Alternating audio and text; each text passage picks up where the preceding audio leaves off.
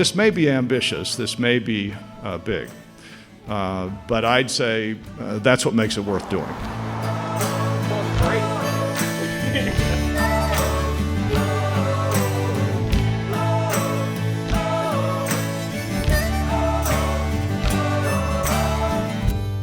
I got a call from President J.B. Milliken, and so I remember walking across the street to Werner Hall and sitting down in a meeting with J.B. and laying on the table for me a old report about YAFIC that was an external review that had been done a couple of years earlier of the University of Nebraska Rural Initiative, as it was known at the time. So he said, take this away, study it, learn the background, and give us a recommendation for what you think we should do to move forward. And at the end of that fall, I went back to JB and said, you know, I think what we need to do is take this report seriously and agree with their consensus that if we're serious about this, that we actually need to elevate this in stature and raise it to the level of a truly serious priority. And what we came up with was the concept of what is now the Rural Futures Institute.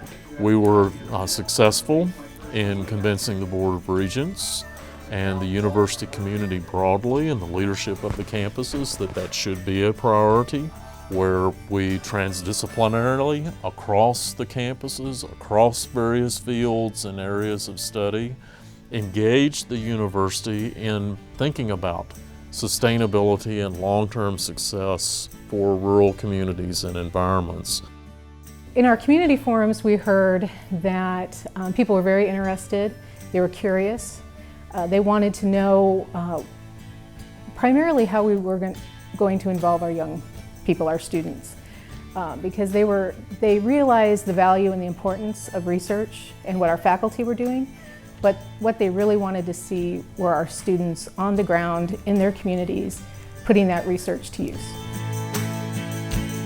This idea has tremendous resonance, and I know that's why all of you are here from across Nebraska, but also across the country and from around the world. The goal of the conference was to bring together the best minds from Nebraska, the Great Plains, and beyond, and have them join together and connect ideas and to spur innovation.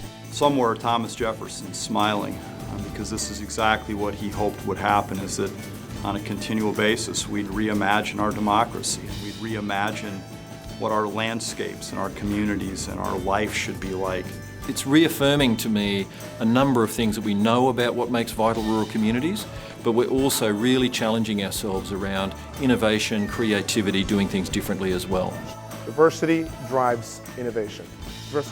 We have the best chance of developing groundbreaking ideas when we combine ideas from different industries or fields or cultures, when we step into the intersection of these different fields and cultures.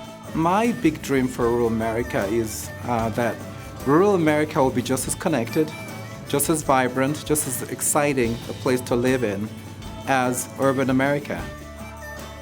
The outcome of this framework drafting session was to come up with a document that would inform the Board of Regents of what the Rural Futures Institute should look like.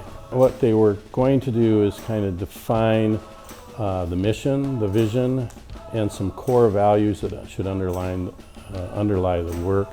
They also came up with some principles they felt were important in how the work was conducted, that being it should be transdisciplinary, meaning that most of the issues and the challenges and opportunities that rural communities face are complex and not easily addressed from just one point of view. Innovation and entrepreneurship are important because the world we live in is constantly changing. We're in a global marketplace. And finally, deep collaboration is really important. We put a lot of thought into the RFI identity just because we wanted to make sure our brand made us look inspiring, futuristic, and bold. We ultimately decided on green and gold, and green was meant to convey life, growth, renewal, all of which are relevant to our mission. And then we also decided on gold, which, although commonly associated with wealth, was more to inspire opportunity and optimism.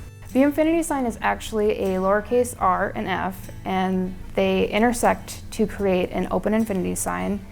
And the open infinity sign actually leaves people with a desire to connect the open section, which results in a feeling of direction and opportunity.